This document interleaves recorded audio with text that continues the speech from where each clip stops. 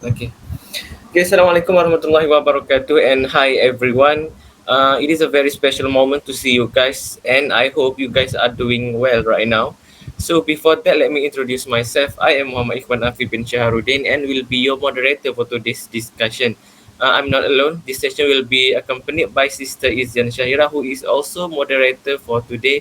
So Sister Izian, how are you today?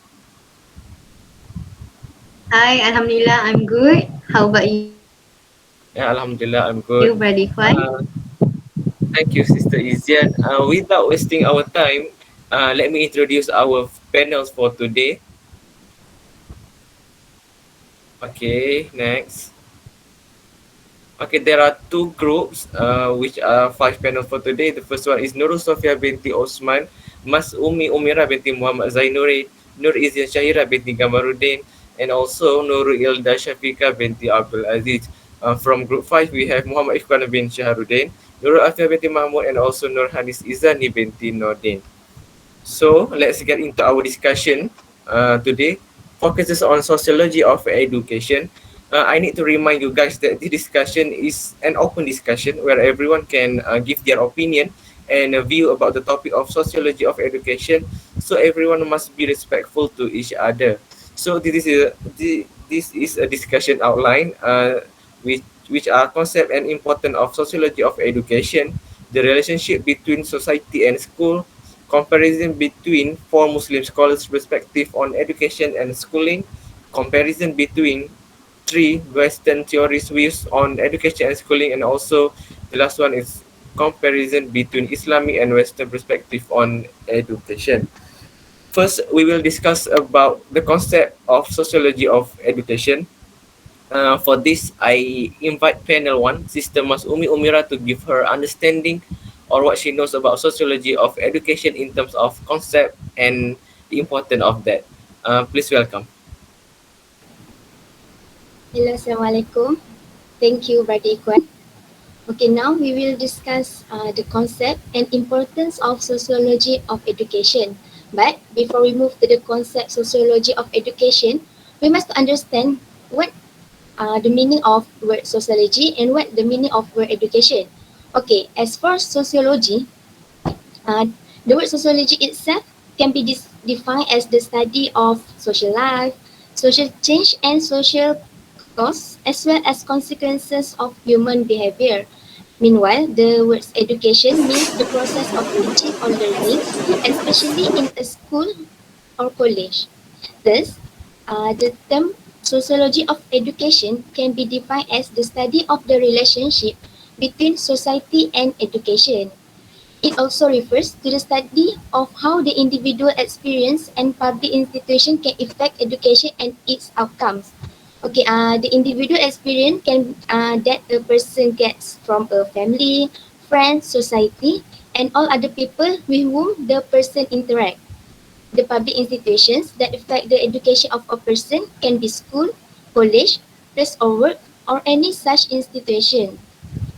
Okay, the sociology of education aims to study how social elements have an effect on schools and individuals and help to create education that will best meet every student's need. And sociology of education is an important, optimistic, and fundamental aim, and it can make the student make a progress in their learning, and also to have a better understanding when they learn about something. And it is, means that improving the standards of education and in turn helping the young generation to achieve a greater quality of life. Okay, the first one, the importance of sociology of education is to create a mutual understanding between an educator and students. This is because it important to understand each other during the learning process, especially for an educator to understand the student. So they will have a better outcome or better learning environment. And second, better interaction in the classroom. Teachers should expect who their students are, what their background is, and what they need, and also make analysis and understand how to interact with their student so that they can deliver the message or the learning well. Okay, this is important because if teachers and students does not have better interaction, it will make it hard either for both teacher and student, especially for student to understand the learning what the teacher is teaching. Okay, and last but not least, understanding the role of society on education. Okay, for example, in some communities, they believe that girls having higher education like university education are all immoral. Okay, from Valentine 2017. Okay, but when we learn about sociology of education, the teachers maybe can try to convince the parents about, especially, okay, maybe the teachers can try to convince the parents, especially during general meetings. Okay,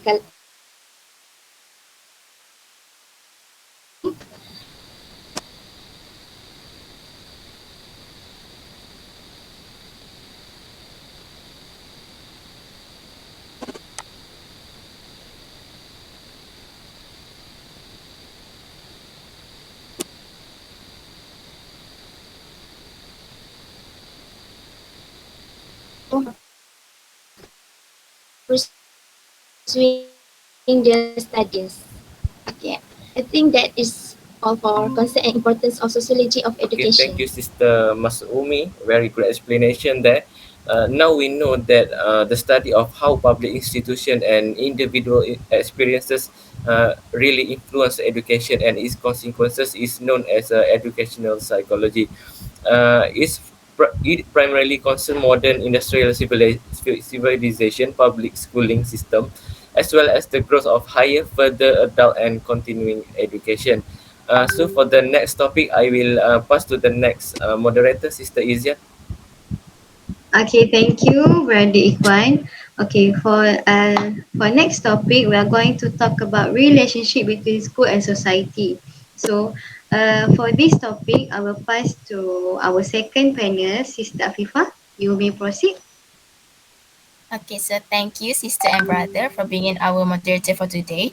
So today I will discuss about the relationship between schools and society. So education and society are both interconnected or interdependent because both have an impact on society. So if we don't have education, how can we build an ideal society? So without a society, how can we organize the education system systematically? So that means both are important to understand how to live, how to behave, how to organize, and more. It is also a way for people to change our society. So how does school help keep society alive? So this question cannot be answered without talking about what school do in society. Theorists who think of schooling as a way for a society to stay alive would say that the school is a place where the cultural values of society are reproduced and passed down to the next generation. A major goal of schooling is to make sure that population stay the same culturally and socially by educating and training children so that they have the values and skill they need to be good adults. So for example, school are one of the places where people can keep their cultural values of their community alive by teaching those values to the next generation. So Malaysia is known for having a very diverse group of people. So it is very important for everyone to know what each other culture, so there won't be any racial problems, and everyone can live in a peaceful way together. It should be kept in mind that cultural transmission is not the only thing that is needed to stay alive. So, however, cultural transmission can be taught as one of the things that teach basic values that can be used to build the whole structure of social life. So next is the second point is to provide necessary skills and knowledge. In the modern world, everyone needs the right skill and knowledge to do their jobs for themselves and their communities. So modern society is looking for skilled workers who can work in many different fields, and society is in desperate need of people who can work in many different jobs. So it is true that school help our society to stay alive by giving each new generation these skills, values, and knowledge. So what skill do we learn at school? So at school, we learn on how to communicate and how to interact with each other. As simple as that, but not everyone can do that. So next thing is I will also like to highlight some of way in which school has big society. So the first one is the social role selection. So it is clear that in the modern world, people will be put in different jobs based on what they have learned in school. So no one can get a job because he was born into a certain family. So instead, he should get a job based on the certificate that he has earned. So because school are the place that give people certificate, they can be taught as a way for people to get jobs they want in the society. So here it means that school help people figure out what they want to do in their work based on the certificate they have from school. So custodial care is the next thing on the list of things to do. So as it may be for some people to admit, school help parents by taking care of their kids for a large part of the day. So, however, it is clear that today, school have become places where parents, especially working mothers, can leave their children while they are at work. So, at the rise of kindergarten and pre-primary school, show how schools are very good at this job in today's world. So it can be hard for school in the modern world to figure out how to make classes work for parents who have jobs. So taking these realities into account, educational theorists argue that in the present period, the school position as a custodial care facility is more significant and clear. So the final one is community activity. Most social theorists feel that modern society use the school system as a platform to perform a variety of sport and athletic activities, self-improvement courses for adults and parents, and even vocational training programs for ordinary citizens. So some schools have even gone so far as to hold health-related awareness campaigns as well as community service activities such as substance abuse or addiction camps and counseling center. So given that some of these activities take place in modern school, it is reasonable to conclude that community service has become one of the social tasks that school excel in this modern society. So I think that's all for me. I'll pass the floor to our moderator. Thank you. Okay, thank you for the clear explanation, Sister Afifah. Okay, based on the explanation, it can be argued that schools have become sites where socializations takes place. A school is more than just a place for formal education. It is also a place for social learning. It is a social unit and an integral part of the total organization of society. So basically, schools and society are strongly intertwined.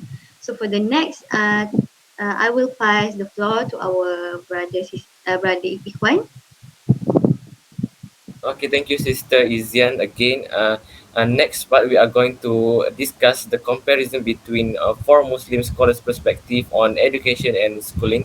So, in this part, we will get to know how Muslim scholars view and their approach on education by acknowledging their principle and background of scholars.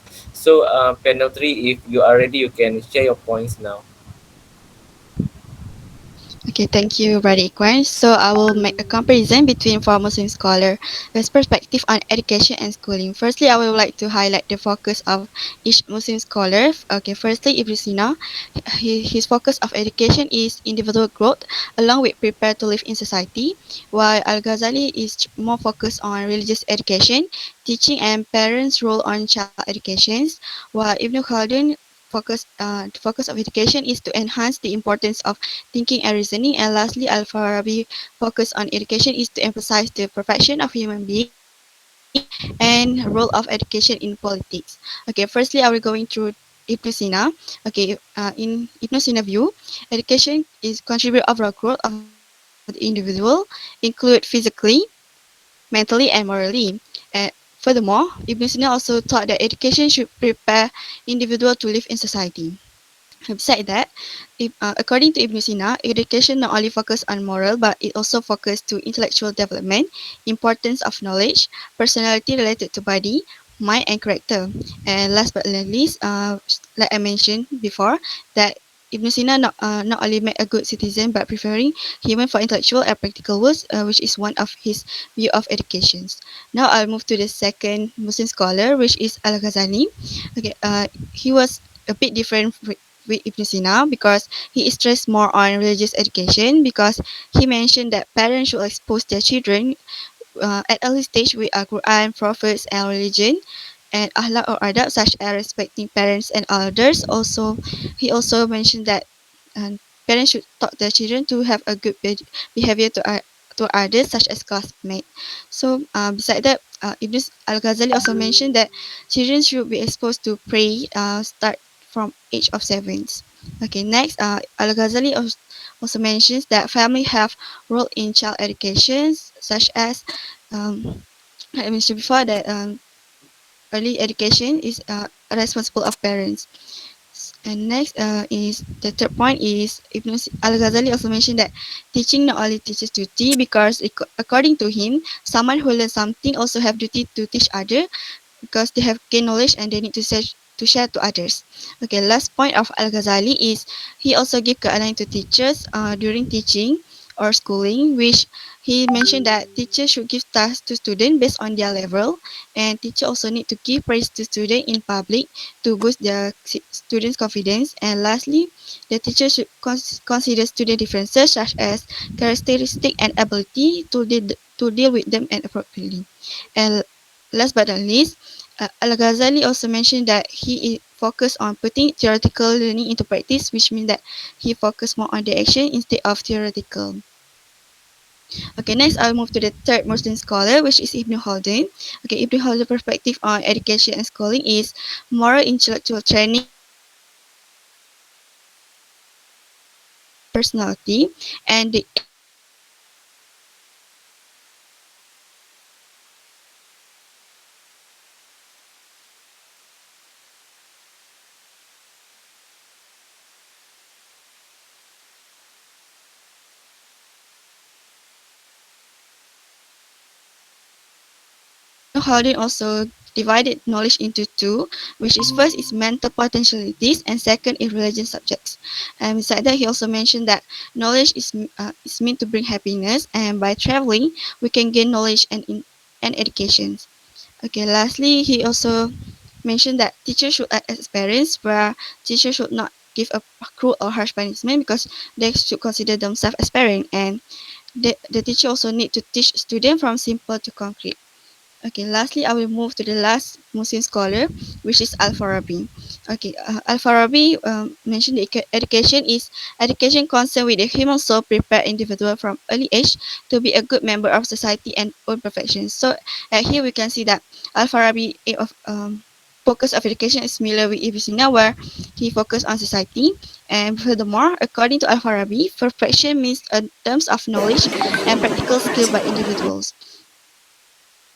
And the goal of education, according to Al-Farabi, is to combine learning with practice action, which is similar to Al-Ghazali. Okay, next is, according to Al-Farabi, education is to produce a good political leader as ignorance as the leadership is the more harm than a lower level. So it means that from a political perspective, education is to maintain balance of moral among people. And lastly, he also similar with Ibn Khaldun and Al-Ghazali, where method of teaching should match of the level of learners. So that's all from me, and I will pass back the floor to the moderator. Okay, Sister Anis, that's a very detailed elaboration from you, explaining four Muslim scholars that we heard just now, such as Ibn Sina, Al Ghazali, Ibn Khaldun, and also Al Farabi. Uh, so we can understand that there are different perspective on education and schooling. So moving to the next part, again, I will pass to the Sister Izian to handle it. Okay, thank you, Brother Ikhwan.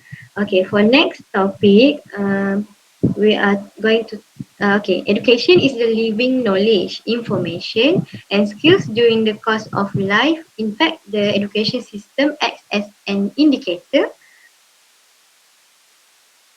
which monitors the teaching carried out within a policy that operates to fulfill the specific goal. So, Sister Sophia, can you explain the comparison between three Western theories views on education and schooling? Okay, thank you, dear moderator, for asking me about the comparison between three Western theories' views on education and schooling. So first, there are three theories, which are conflict theory, functionalist theory, and postmodern theory. So first is conflict theory.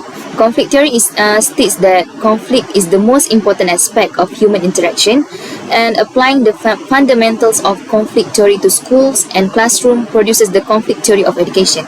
Education promotes social inequality through the use of standardized testing and the fact that all schools differ in the way that they teach and present the curriculum to the students, making education unequal to different students. So those who are more socio-economically fortunate usually receive better schooling and complete that schooling with fewer obstacles or challenges.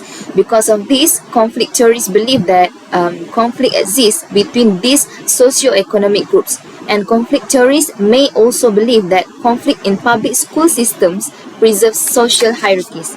So I give an example. Within the exception of some funding from the government, public school receive their funding from property taxes. So this can be an issue because it means that richer neighborhoods may have better schools. So these schools can provide higher quality education to their students, and when these students become adults, they can have a better chance at obtaining a high-paying job. And this means that they may eventually move to a richer neighborhood and also choose to enroll their children in a better schools. So as the cycle continues, it becomes more difficult for poorer neighborhoods to provide good schooling and help their students excel. So why this conflict theory is important? The conflict theory of education is important because it can allow us or researcher to recognize and attempt to dismantle the system that can keep disadvantaged kids or students from receiving fair education opportunities, and children from lower income families typically have less access to the necessary books and technology, and their parents or guardians may work long hours, which leaves less time for helping their kids with schoolwork and being involved in the education. So the conflict theory of education is one method of understanding how inequality in a school or classroom develops. So we move to the next. Next, we move to functionalist theory. So functionalist theory is the assumption that a society is a complex system which works together to promote stability. Functionalists take a consensus view on the role of education system. They believe that each part of society, such as the education system and the family, perform functions to maintain society as a whole. So creating social solidarity comes through socialization, which is the process by which an individual learns or internalizes the culture of society. And functionalists also argues that members of society need a sense of solidarity in that they stand as one or they stand as a community. So, and in education, for functionalist theory, education is a positive aspect in society as it contributes to several functions. First, socialization. Second, social control. And third is social placement. And in socialization occurs that throughout grade school. It is when you learn the basic social rules and functions in society. You will learn to socialize and certain skills that will be used forever. And socialization is the way through which people obtain the knowledge, language, social skills, and values to comply with the norms and rules required for integration into a community or group. And by means of social control, students are taught that the boundaries of acceptable behavior. Education maintains social control through various mechanisms such as indoctrination and informal and formal sanctions. So within social control, it will help students get ready for the real world and jobs where they will always be under someone's authority. And social placement, as defined by the text, is the use of education to improve one's social standing. In other words, it is a placing people in higher or lower social classes and based on the education level they have completed. So, social placement is where the students learn how to move up in society. And as an example, university and graduate schools are viewed as vehicles for moving students closer to careers that will give them the financial freedom and security that they seek.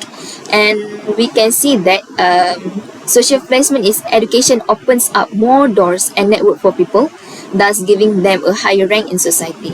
And last is postmodern theory, which is it is a theory, an approach that looks to understand society by focusing on rapid change and uncertainty in our society, which is when we know understand what is postmodern. Postmodern is up to date. We are up to date in current situation. So in this theory, education has become more diverse and responsive to the needs of different individuals and groups. So I think that's all from me. Thank you. Okay, thank you for the great explanation, Sister Sophia. So we can conclude that from a Western perspective, there are three theories that view education and schooling, beginning with the conflict theory. The education is more focused on the role school may play in implementing social control. Next, next is functionalist theory, which seems to have the same view as conflict theories. However, functionalist theory, which seems to have the same view as conflict theories, um, however, functionalists have a very optimistic view, of education. So, and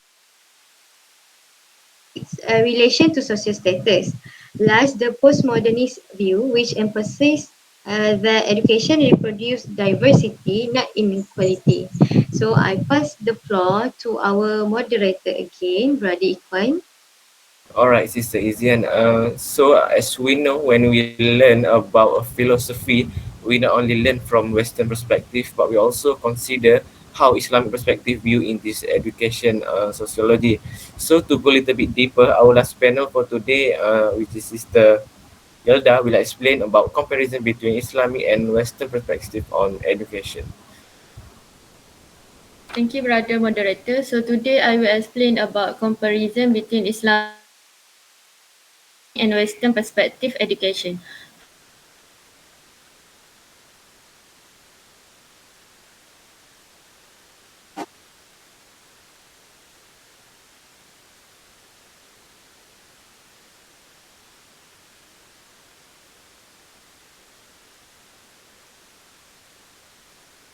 being. From Islam, and the second one is according to the Quran and Sunnah. From the Al-Quran and As-Sunnah, we can understand that Allah established the knowledge and He is the source of real information. So it is necessary for us to learn and apply what has been taught in the Al-Quran and As-Sunnah.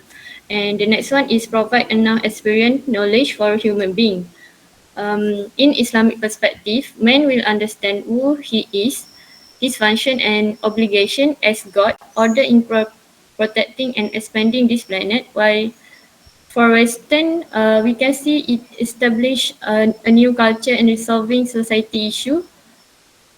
In advancing human existence through education and social reform, as well as in forming a new society. And from the Islamic perspective, the last one is transforming and educating the physical and spiritual mind. It is a thing that allow human to live a nice and quiet existence, as well as human readiness to confront all of society, good and bad. And for the Western, the first one is view life without rival knowledge or religious belief. It states that the information is currently being distributed around the world is not necessarily real knowledge, but knowledge imbued with the character and personality of Western culture and civilization. The second one is emphasis on human potential development, except for spiritual. It spun up the reliance on human reason alone to lead men through life by belief in the validity of the dualistic view of realistic. And the last one is forming citizens who are willing to serve for the betterment of themselves and society. It means here to develop noble people and to generate worker spirit, people and leaders in accordance with certain cultures and era. I think that's all from me. I will pass the floor to our moderator for today. Okay, Thank you. thank you, Sister Ilda, for your sharing. So based on that, Islamic based education is based on the revelation of the Quran and Sunnah, while according to the Western perspective, it is more to the logic of a reason and the view of their knowledge. So I think that's the end of our discussion. I will pass to Sister Izian to sum up our discussion and close our session for today. Me as a moderator here want to apologize if any wrongdoings and my flaws. So Sister Izian, for the last time, the floor is yours. Thank you. Okay, thank you, Brother Ikhwan. Okay, me also, I want to apologize if me as a moderator, if I do wrong. Okay, so thank you for all of the clear explanation from all of our panel. Okay, so we already cover all five interesting topics today, and I have gained a lot of new knowledge, and I hope you guys get a lot of knowledge from our discussion too. So without further ado, we will end our discussion for today. Hope to see you guys again at another event or discussion. So thank you everyone and have a nice day. Thank you, sister. Assalamualaikum. Okay. Thank Waalaikumsalam. you.